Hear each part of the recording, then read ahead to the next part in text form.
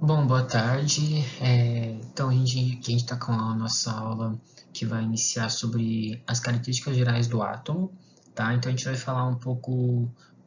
Essa parte normalmente nos livros ela vem um pouco antes, a gente vai falar ela agora, porque daí ela já vai encaixar muito bem com o próximo assunto que vai ser a tabela periódica, né? Então, ela vai ter muitas coisas, muitas características aqui, a gente vai estar jogando lá para a tabela periódica também, talvez eu dê uma repetida aí um pouco lá para frente. É, mas são críticas muito importantes e muita coisa legal que a gente vai estar aprendendo agora. Bom, então, a primeira características gerais do átomo, né? A primeira que a gente vai estar estudando é o número atômico. Ele é representado pela letra Z, letra maiúscula Z. Ali a gente tem uma representação de como normalmente na tabela periódica, ou quando você vai fazer algum exercício, ou quando você vai encontrar nos livros, ou em algum lugar que você vai ter que escrever sobre o símbolo de um elemento químico, né, o átomo ali, a gente vai ter, né, o X ele representa o símbolo químico, né, de qualquer elemento, e ali embaixo, no canto inferior esquerdo, a gente tem o Z, que é o número atômico. Então, ele foi descoberto em 1913. Ele é o número que vai indicar a quantidade de prótons existentes no núcleo. Sendo o átomo eletricamente neutro, o número de cargas negativas deve ser o mesmo que o número de cargas positivas. Então, o Z ele não vai ser só igual ao número de prótons, mas também é igual ao número de elétrons. Esse caso específico, né, ele é um número, quando a gente vai pegar, por exemplo, assim, um átomo lá na tabela periódica, você quer um átomo de carbono, né, um elemento do carbono. Então, ele vai ter 12 prótons e 12 elétrons. Sabendo disso, sabendo que o átomo ali, o elemento que você está falando, né, ele está neutro. Então, vamos frisar bastante essa informação. O número atômico Z, ele sempre está relacionado ao número de prótons, tá? Então, é melhor a gente sempre relacionar ele ao número de prótons. Mas, né, se nós temos um caso em que o átomo está neutro, né, então a gente pode sim dizer que o número Z é igual ao número de prótons, que é igual ao número de elétrons, consequentemente, tá? Nunca, não façam, não tragam isso sempre, essa informação. Sempre observe muito bem o exercício que você está fazendo, porque você pode às vezes se enganar com isso daí, né? O Z não é sempre igual ao número de elétrons. Ele é igual na condição em que o átomo está eletricamente neutro. Bom, a segunda característica geral, importantíssima também, que ela vai junto, né? Ali eu já estava mostrando ali que ela estava junto ali, que é o Azinho, né? O A lá, o A maiúsculo, mas no canto superior esquerdo, né? Ele é o número de massa. O número de massa, ela é a soma, é igual, né? A soma do número de prótons e o número de nêutrons presentes no núcleo.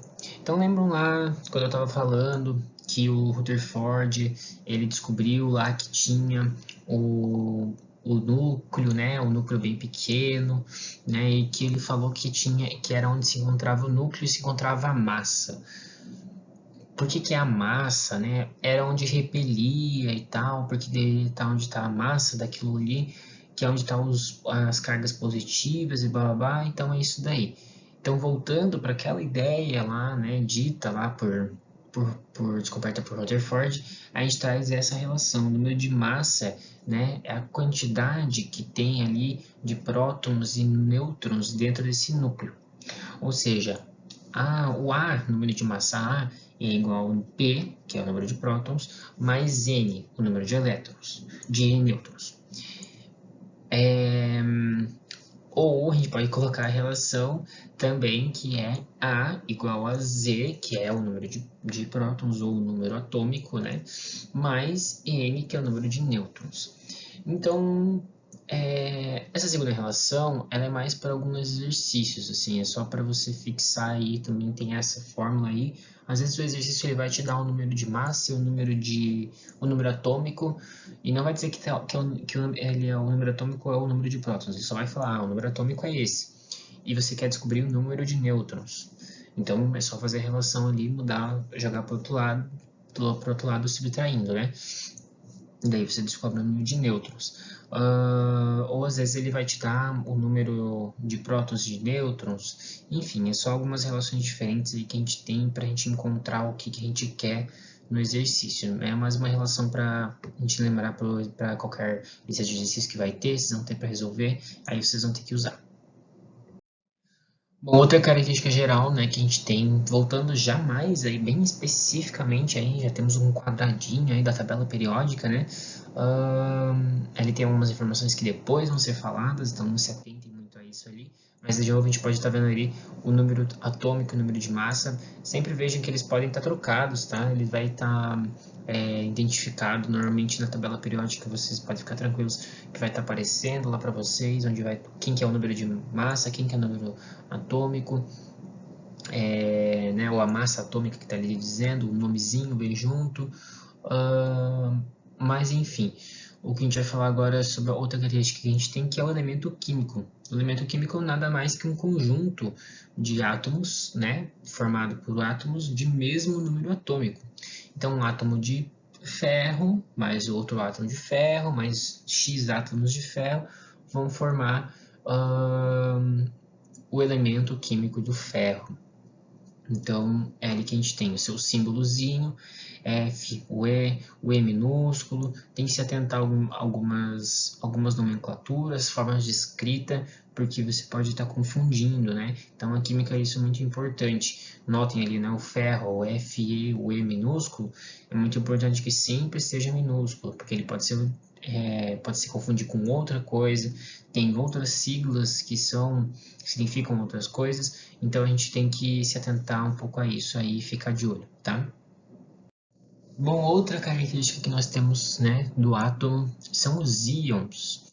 Os íons são quando a gente tem, né, que o átomo ele tem a capacidade, como a gente viu lá com Bohr, né, que ele falou sobre a emissão de luz, né, onde o elétron ele absorve energia ou calor e ele salta para a próxima camada, e quando ele volta emitindo, ele está, né, liberando essa energia que ele tinha absorvido em forma de luz.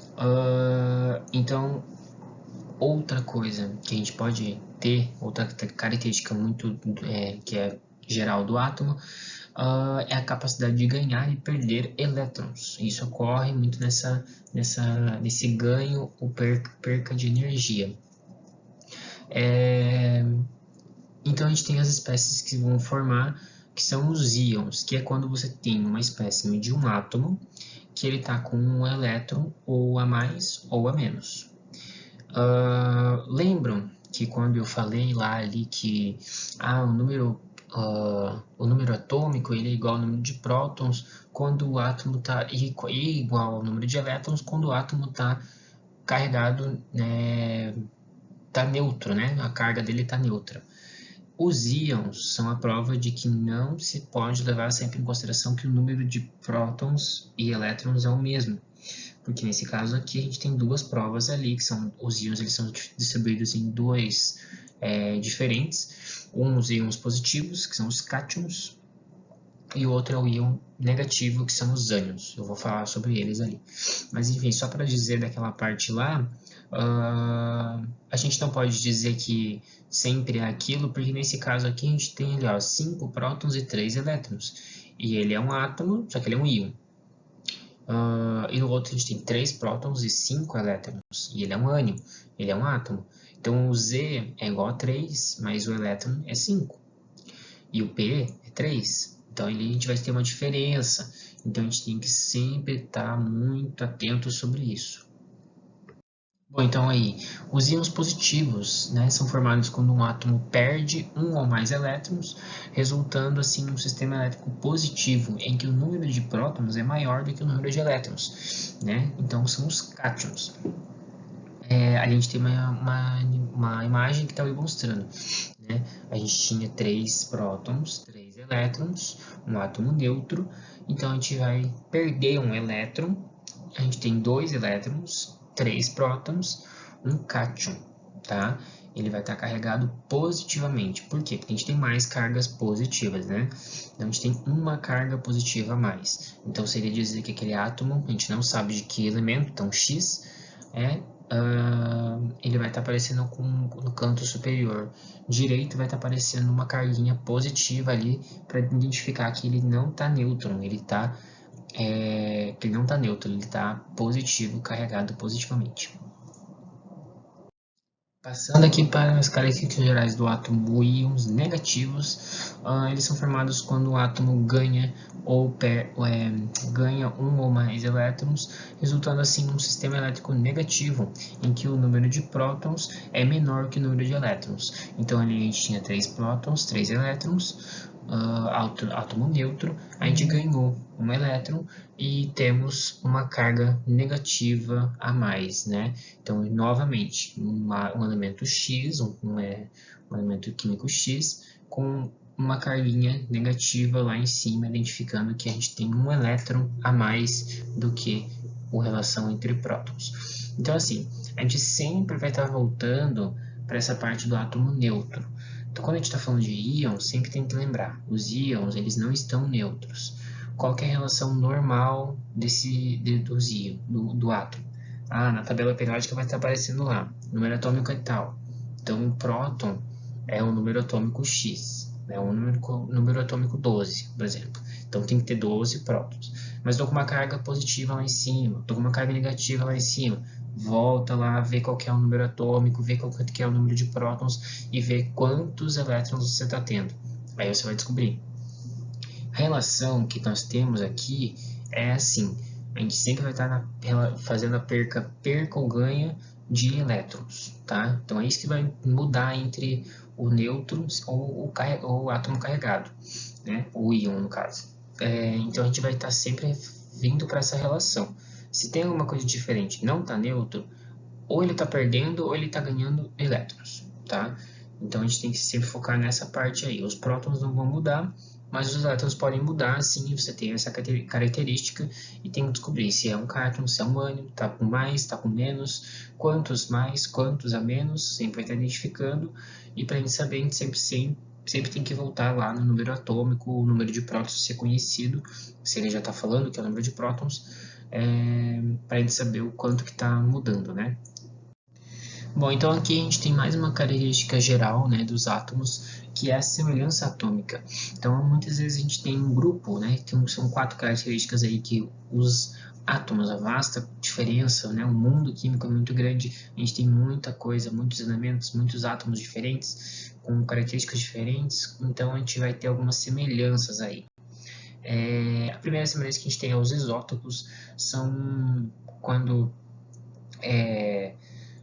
átomos apresentam o mesmo número de prótons ou número atômico, porém eles têm número de massa e número de nêutrons diferentes.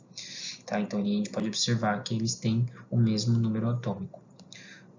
Já a semelhança que é chamada do grupo dos isóbaros é quando a gente tem átomos com o mesmo número de massa, mas eles têm daí números atômicos, né, de prótons e elétrons e de nêutrons diferentes. Os isótonos, eles vão passar, a gente pode lembrar aí o N ali de nêutron, então eles têm o mesmo número de nêutrons, mas eles apresentam um número de massa, número atômico, número de prótons e de elétrons diferentes.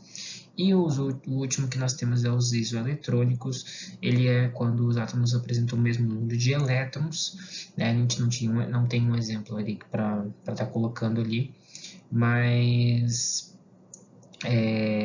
eles podem ainda apresentar um ou mais outros itens iguais, como o número de massa, o número de nêutrons ou de prótons e, consequentemente, o número atômico, né?